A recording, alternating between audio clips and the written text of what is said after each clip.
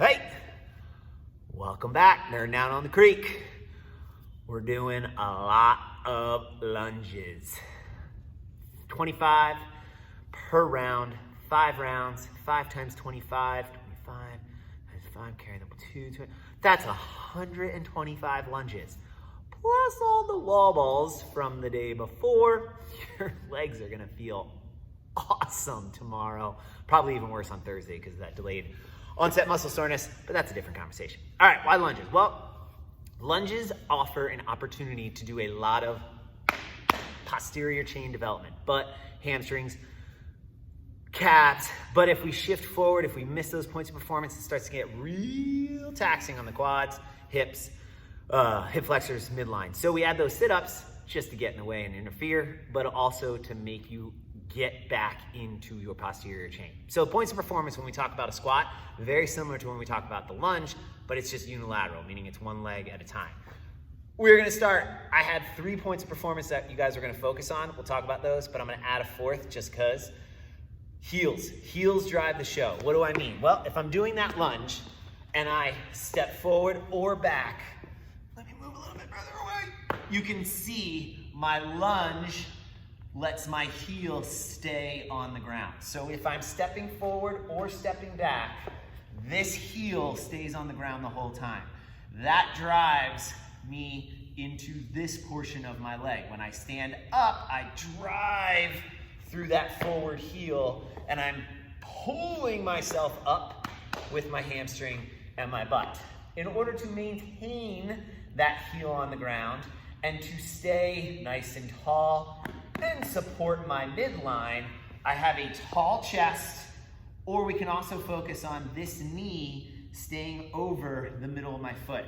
2 ways to think about that. Knee stays over the middle of the foot, or I keep a nice vertical, relatively vertical shin. If I start to lean forward and my shin goes forward or my knee goes in front of my toes, what did I lose? I lose that midline support. My spine starts rounding.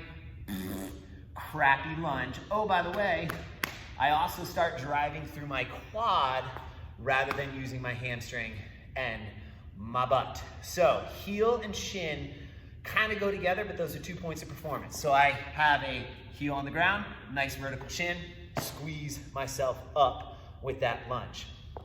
Full range of motion. What do I mean by full range of motion? Well, I want my hips to go below parallel. So how do I get that? Well, I could do this and then try and stop midway. Just let that back knee touch the ground.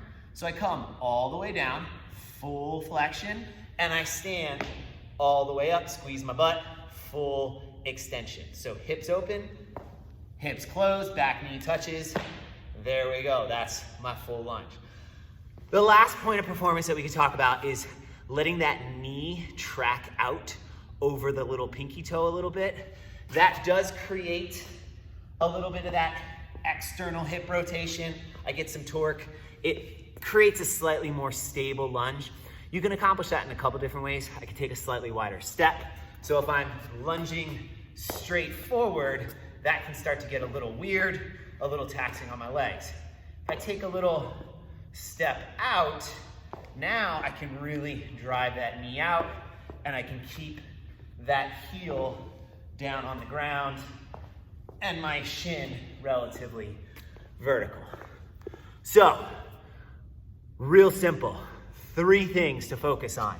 Heel stays on the ground. That's my anchor point. That's what I drive through. Knee stays over the middle of my foot or a nice vertical shin. Full range of motion all the way down. Back knee touches. Stand, squeeze your butt all the way up. And the bonus one, keep that knee tracking out over your outside toes, your little pinky toe. But that one, not as much. If the other 3 are solid, you're gonna be right in line. That's it, the lunge, simple as it gets. Stand down, step up, stand down, step up. Do it 25 times, times 5, 125 times. Good luck getting out of a chair later today. We'll see you on the creek.